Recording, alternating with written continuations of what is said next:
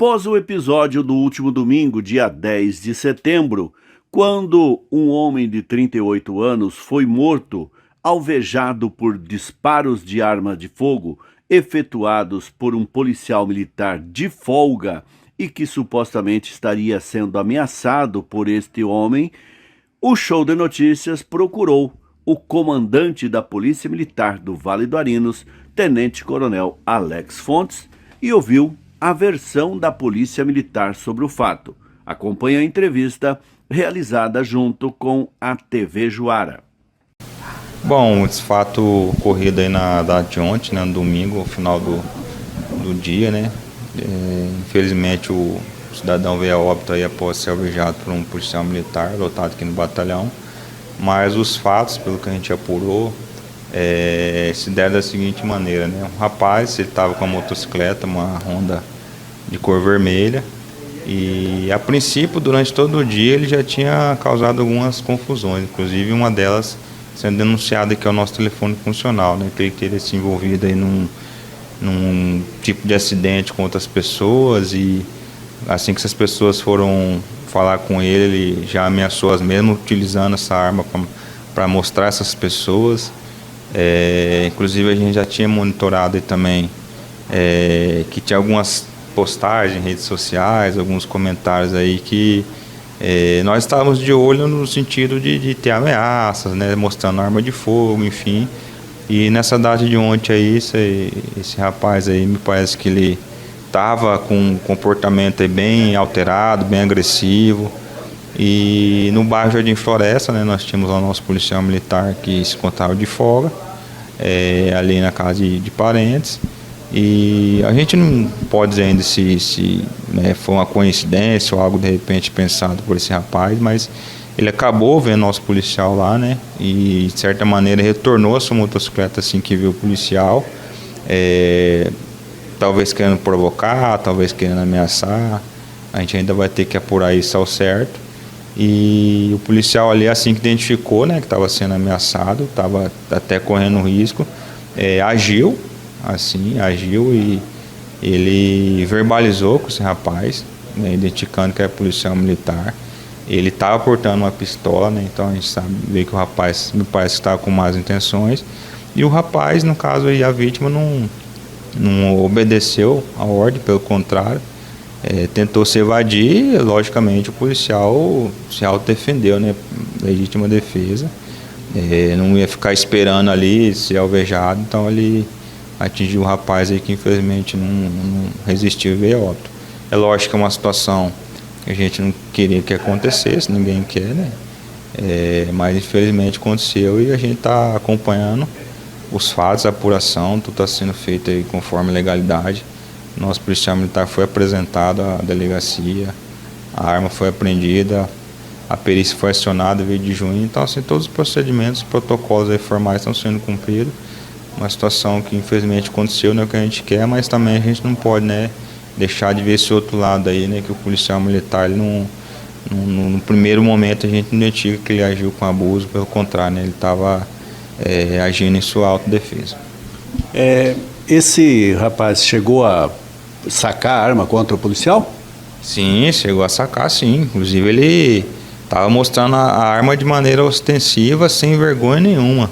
Ele estava andando com essa arma de maneira bem exposta, bem ostensiva. Inclusive, como eu já falei anteriormente, ele ameaçou pessoas antes, em torno do meio-dia. E ele estava andando com a motocicleta que ele estava, com a arma na mão. E isso fez obrigou o policial a agir, na verdade, por conta disso, né? Isso é que a gente apurou, né? Que não era uma situação que ele estaria com essa arma escondida ou ali que não conseguiu identificar. Ele estava portando a arma ostensivamente, isso ficou bem visível. E vale ressaltar que esse mesmo indivíduo, há pouco tempo, foi preso, né, acusado aí de supostamente ter ameaçado o próprio pai também, né, em relação aí pedindo 20 mil reais em um Pix. Ele foi interceptado na estrada de Paranorte também, né? Sim, a gente teve um registro de ocorrência com a guarnição de Paranorte, né?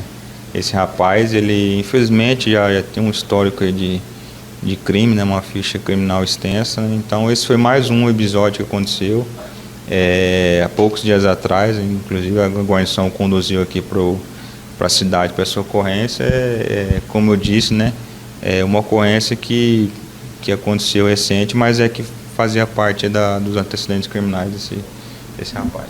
Pode ter sido algo pessoal, porque esse rapaz que alvejou ele também participou da operação de prisão dele na estrada nesse dia que ele fez essa ameaça contra os pais. E parece que tinha outros problemas também lá na Paranorte, comunidade em que o pai dele mora, né? Olha, eu acredito que é cedo ainda para se falar nisso, mas lógico que pode ser uma linha de investigação. É porque o núcleo de Paranorte é um núcleo pequeno, né? Um distrito pequeno. Os policiais que lá trabalham acabam sendo conhecidos naturalmente, não só lá como em qualquer lugar onde tem um município pequeno. Quem mora no lugar já conhece os policiais até por nome. Tem aquele, né, sargento Ciclano, cabo Beltrano, isso é natural, né? Então, como o policial militar está lá, trabalha todo dia, é natural que ele tenha essa questão de ser conhecido pelas condições, pelas prisões que faz, né? Então, a gente não descarta isso, mas eu acredito que ainda é cedo, né, para se falar exatamente nisso, que teria uma coisa de ordem pessoal, né? A gente, a princípio, avalia que o policial ali agiu em legítima defesa, no saldo de defesa, né? Mas acredito que as investigações a partir de agora vão poder dizer se teria algo ou não nesse sentido, né? Então isso aí vai ter que ser apurado. Como eu falei, né, é um processo natural que os policiais sejam conhecidos. O rapaz é dali, o pai dele está há muito tempo, né? Então é normal que, se o rapaz for conduzido 2, 3 vezes, sejam os mesmos policiais que se repitam. Eu acredito que é um processo natural das circunstâncias, do contexto, não que exatamente tenha uma coisa de ordem pessoal aí, mas, igual eu falei, é algo que há de se apurar ainda durante as investigações. E agora em diante, qual que é o procedimento, né, em relação aí à questão do policial? Ele vai ficar afastado até que seja apuradas as informações? Como que funciona esses próximos passos? Não, de maneira nenhuma. O policial ele foi apresentado devidamente, como eu falei, todos os andamentos estão sendo, né, os protocolos formais foram cumpridos, os andamentos estão sendo dados à situação.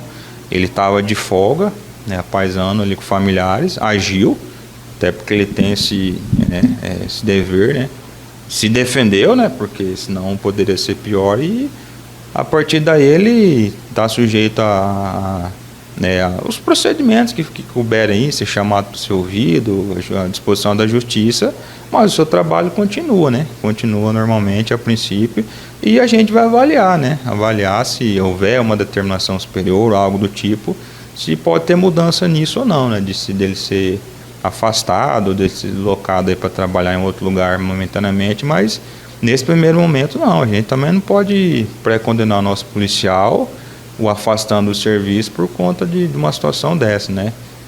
Aconteceu, infelizmente, ninguém queria, mas ele agiu, como talvez fosse um outro colega militar, agiria do mesmo jeito. Então a gente também tem que ser cauteloso nesse sentido, porque se a gente afastar todo mundo que age numa situação dessa, não tem que afastar um batalhão inteiro no estado todo, em vários lugares. Então eu acredito que não é o caminho. É lógico que isso é uma primeira medida. A gente está sujeito a mudança se houver, de repente, uma determinação superior. Mas eu acredito que aqui o caso está bem fundamentado, bem respaldado. Ninguém está escondendo de ninguém aqui, tudo está sendo cumprido. Ele vai estar à disposição para responder seja o que for, até porque ele estava em situação de folga, né? Só para deixar claro isso para as pessoas, o policial militar ele agiu, está de folga, mas ele vai responder naturalmente, como se fosse outra pessoa ali, comum, outro civil que tivesse feito. Entendeu? Então, eu acredito que seja cedo para a gente falar em afastamento, né? E ele vai continuar com suas funções, só se a gente entender, talvez por precaução ou outra situação, de ser assim, mas não por conta do que aconteceu, que isso fique bem claro.